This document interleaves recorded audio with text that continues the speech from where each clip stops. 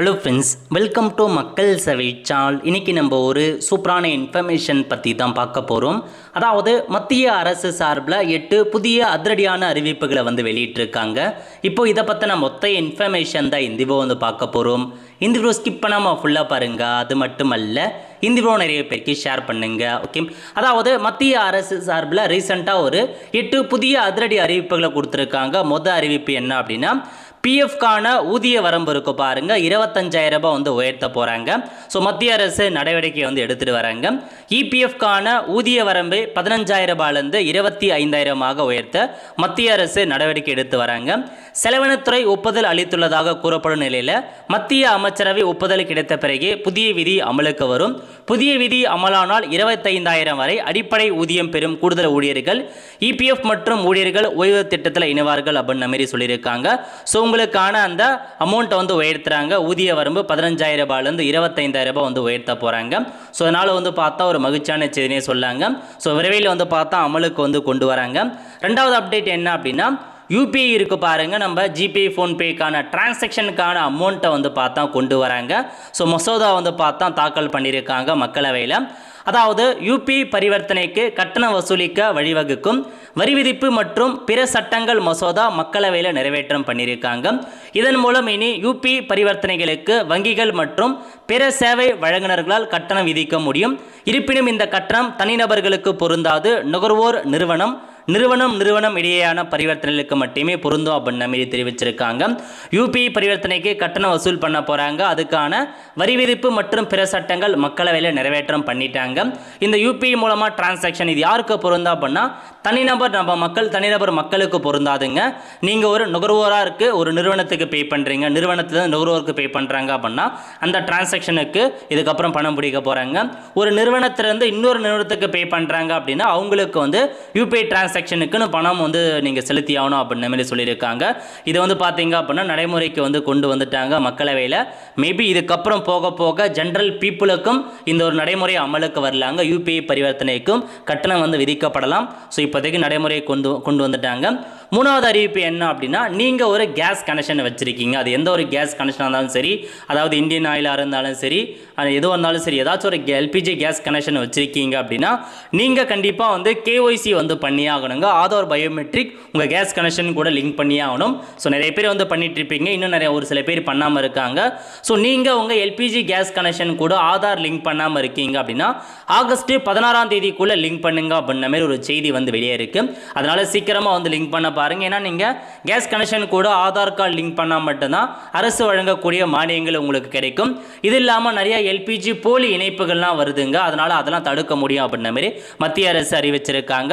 So அதனால் இது வரைக்கும் கேஒய்சி பண்ணாதவங்க, ஸோ நீங்கள் ஆப் மூலமாகவே நீங்கள் என்ன கேஸ் கனெக்ஷன் வச்சுருக்கீங்க, இண்டியனாக இருக்கட்டும் இல்லை பார்த்தா எதுவாக இருந்தாலும் சரி, ஐஓசி எதுவாக இருந்தாலும் சரி, நீங்கள் என்ன கேஸ் கனெக்ஷன் வச்சுருக்கோ அதுக்குன்னு தனியாக ஆப் இருக்கும். அந்த ஆப்பில் போயிட்டு ஆன்லைனில் நீங்களே கேஒய்சி பண்ணிக்கலாம். அல்லது உங்களுக்கு கேஸ் ஏஜென்சி, உங்கள் கேஸ் கம்பெனி எங்கே இருக்கோ நீங்கள் அங்கே போயிட்டு உங்கள் கேஸ் புக், அப்புறம் ஆதார் கார்டு, ஓடிபி இதில் கொண்டு போய் நீங்கள் ஈஸியாக பார்த்தா லிங்க் பண்ணிக்கலாங்க. ஸோ கேஸ் கனெக்ஷன் கூட ஆதார் கார்டு லிங்க் பண்ணிக்கோங்க. அதுக்கப்புறம் பார்த்தீங்க அப்படின்னா, கேஸ் சிலிண்டர் விலையை 18 ரூபாய் உயர்த்த மத்திய அரசு திட்டமிட்டிருக்காங்க. இதன் காரணமாக அப்படின்னா, அமெரிக்கா ஈரான் போர் காரணமாக எரிபொருள் விநியோக சங்கிலியில் ஏற்பட்டுள்ள பாதிப்புகளை தொடர்ந்து இந்தியாவின் எரிபொருள் பாதுகாப்பை உறுதி செய்ய மத்திய அரசு புதிய திட்டத்தை வகுத்திருக்காங்க. இதற்காக சுமார் 4 லட்சம் கோடியில் எரிபொருள் இருப்பு மையங்களை உருவாக்க அரசு திட்டமிட்டுள்ளது. இந்த திட்டத்திற்கு தேவையான நிதியை திரட்டுவதற்காக சமையல் கேஸ் மற்றும் இயற்கை எரிவாயு நுகர்வோர் மீது புதிய வரி விதிக்க மத்திய அரசு ஆலோசித்து வருகிறது.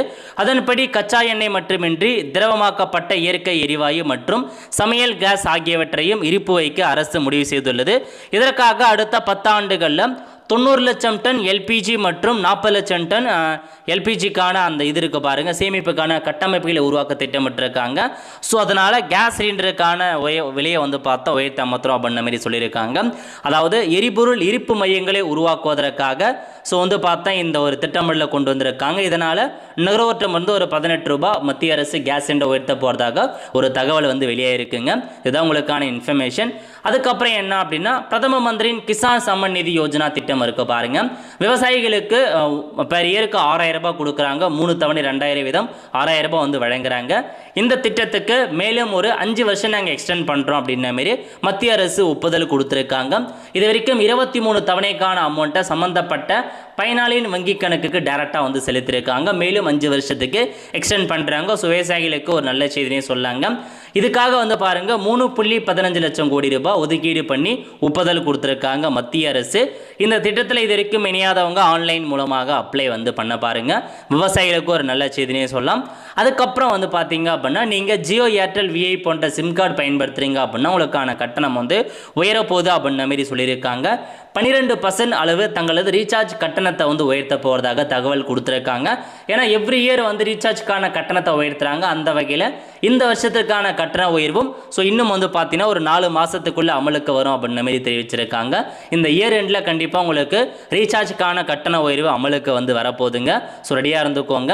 அதுக்கப்புறம் வந்து பார்த்தீங்க அப்படின்னா, மத்திய அரசு சார்பில் இந்தியாவில் புதிய பிளாஸ்டிக் ரூபாய் நோட்டை அச்சடிக்க போகிறாங்க அப்படின்ற ஒரு தகவல் வந்து வந்திருந்து அதை நம்ம பற்றி போட்டிருந்தோம். இப்போ என்ன சொல்லியிருக்காங்க அப்படின்னா, குறைந்த மதிப்புடைய 10 மற்றும் 20 ரூபாய் பிளாஸ்டிக் நோட்டுகளை அறிமுகப்படுத்த ரிசர்வ் வங்கி திட்டமிட்டுள்ளதாக ரிசர்வ் வங்கி ஆளுநர் தெரிவிச்சிருக்காரு.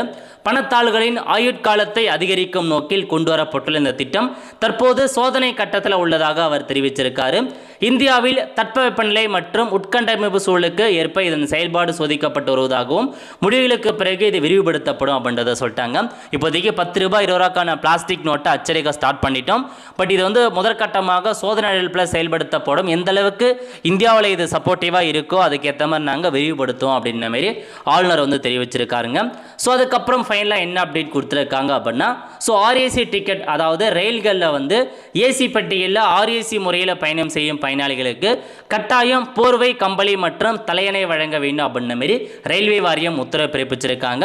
இதுக்கு முன்னாடி வரைக்கும் உறுதி செய்யப்பட்ட பயனாளிகள், அதாவது ஏசி கோச் புக் பண்ணுறீங்க அப்படின்னா உறுதி செய்யப்பட்ட பயனாளிகளுக்கு மட்டுமே போர்வை, கம்பல்லாம் கொடுத்துட்டு வந்தாங்க. பட் இப்போ ஆர்ஏசி பயனாளிகளுக்கும் இந்த போர்வையாக இருக்கட்டும், கம்பளி, தலையணை வழங்க வேண்டும் அப்படின்ற மாதிரி ரயில்வே வாரியம் உத்தரவு வந்து பிறப்பிச்சிருக்காங்க. ஸோ இதுதாங்க உங்களுக்கான இன்ஃபர்மேஷன்.